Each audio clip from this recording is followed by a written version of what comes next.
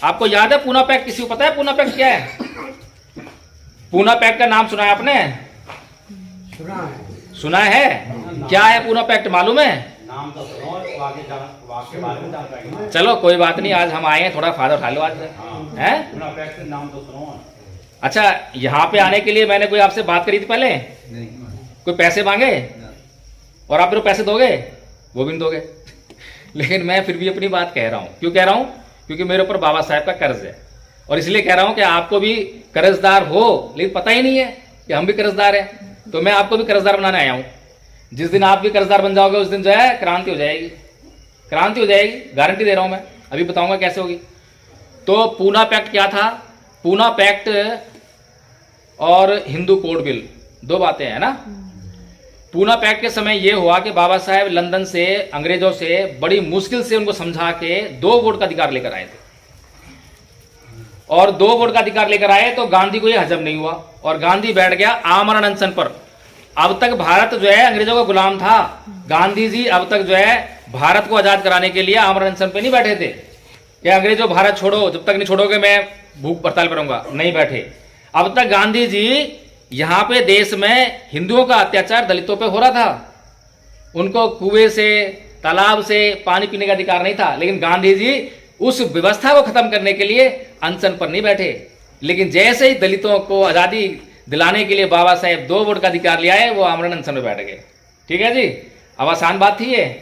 आमरण अनशन पर अगर गांधी जी बैठे हैं और पूरे देश में गांधी जी धूम है, जैसे आज मायावती जी धूम है। अगर यहाँ पे मायावती आती है आज और तुम्हें पता लग जाता है कि मायावती आ रही है तो कितनी भीड़ होती यहाँ पर, पता लग जाता है कि चंद्रशेखर आ रहा है, कितनी भीड़ आती।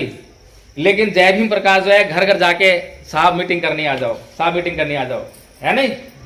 तो ऐसी जो है गांधी जी की जो बड़े पूरे देश में धूम थी, और गांधी जी की पूरे देश में धूम थी, और गांधी जी के इशारे पे जो है बाबा साहेब का किसी भी टाइम कुछ भी हो सकता था। बाबा साहेब को मतलब गांधी जी को अनशन करे हुए कई दिन हो गए, मरने के कगार पहुंच गए वो।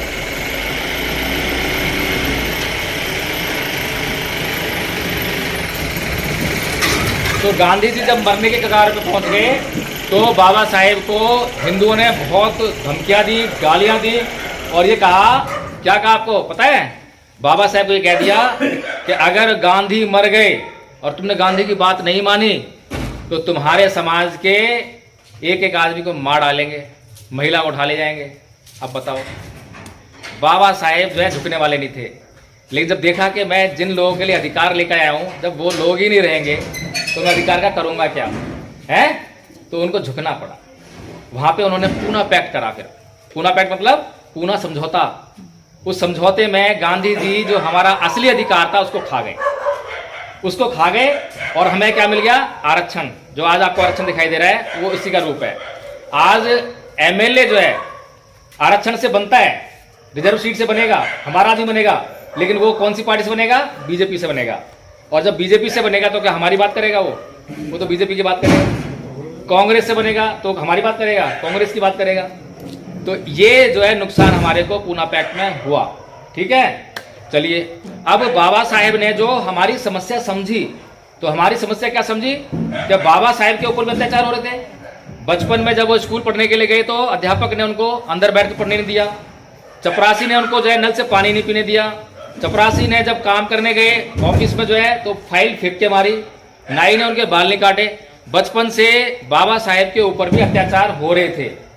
तो बाबा साहेब ने किसके सर फोड़ा क्या है? नहीं। अच्छा, जब बाबा साहेब जो है मंत्री बन गए, कानून मंत्री बन गए इस देश के, तब तो बहुत पावर आ गई थी। तब तो इन सबको जो जेल में डलवाना चाहिए, उनको जो है FIR दर्ज करवानी चाहिए थी। करवाई? कोई नहीं करवाई। क्यों नहीं करवाई? यही बातें हैं, मौलिक बातें जो हमारे को अच्छी तरह समझ में आनी चाहिए।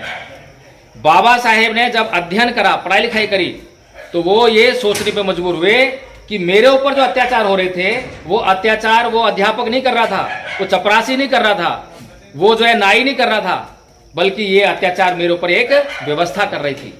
कौन सी व्यवस्था? हिंदुओं की धार्मिक व्यवस्था। अध्यापक को आदेश कहां से मिल रहा है कि तू इसको नीच कहे, तू इससे अछूतपन का व्यवहार कर? धार्मिक ग्रंथों में लिखा हुआ है ना, धार्मिक ग्रंथों में लिखा है। मानने के लिए मजबूर है, मानने के लिए मजबूर है ना। मानने के लिए कैसे मजबूर है इसका भी हम आपको एक थोड़ा सा उदाहरण देकर समझाता हूं। ब्राह्मण ने ये सारी व्यवस्था बनाई है 4 जातियों की, तो उसने जा आके हमारे समाज में कहा भी देखो ये तो ब्राह्मण है, ये क्षत्रिय हैं और ये वैश्य हैं और तुम शूद्र हो, और शूद्र का मतलब तुम इनकी सेवा करोगे। तो हमारे समाज ने पूछा भाई हम शूद्र कैसे, हम क्यों सेवा करेंगे, पूछा होगा। तो वो क्या बोला होगा कि देखो भाई ये बात मैं नहीं कह रहा हूँ, ये बात मैं नहीं कह रहा हूँ, ये तो धर्म ग्रंथ कह रहे हैं, वेदों में लिखी हुई है। ठीक है जी, वेदों में लिखी हुई है, हम वेदों की क्यों माने, ये भी सवाल करा होगा हमने, मान लेते हैं। हालांकि इतने कल तो नहीं सवाल करेंगे, लेकिन फिर मान लेते करा होगा। फिर क्या बोलेगा वो कि देख भाई इसलिए मानेगा क्योंकि ये वेद मैंने नहीं लिखे, अगर ये वेद मैंने लिखे हो तो तू कुछ शक करेगा कि भाई मैं अपने मकसद की बात कर रहा हूँ है। तो ये वेद किसने लिखे हैं, ये ईश्वर ने लिखे हैं, ईश्वर ने साक्षात ये वेद यहाँ उतारे हैं, ये ईश्वर की आज्ञा है कि ऐसा करना है। अब यहाँ पर जो है बोलती बंद तो होनी है। अब तक ब्राह्मण से पंगा लेने की बात थी तो तैयार थे, लेकिन जब ईश्वर की बात आई तो भैया ना वो तो हमें जला के भस्म कर देगा, अनिष्ट हो जाएगा, हमारा बच्चा बीमार हो जाएगा। ऐसा होता है ना, था आज भी ऐसे गुलाम है हम। नाना प्रकार के लोग आते हैं कि तेरे को ऐसे मुक्त कर देंगे, तेरे को ऐसे मुक्त कर देंगे, तेरा ये ऐसा अच्छा कर देंगे, और तू नहीं मानेगा तेरा ये साफ दे देंगे, तेरे को ये कर देंगे, और वो डर के मारे गुरुजी गुरुजी गुरुजी, यही बस चल रही है? तो बाबा साहेब ने जो है ये देखा, इसीलिए बाबा साहेब ने कहा हिंदू धर्म छोड़ दो, हम तो मानी नहीं, बौद्ध धर्म अपना लो, वो भी मानी नहीं।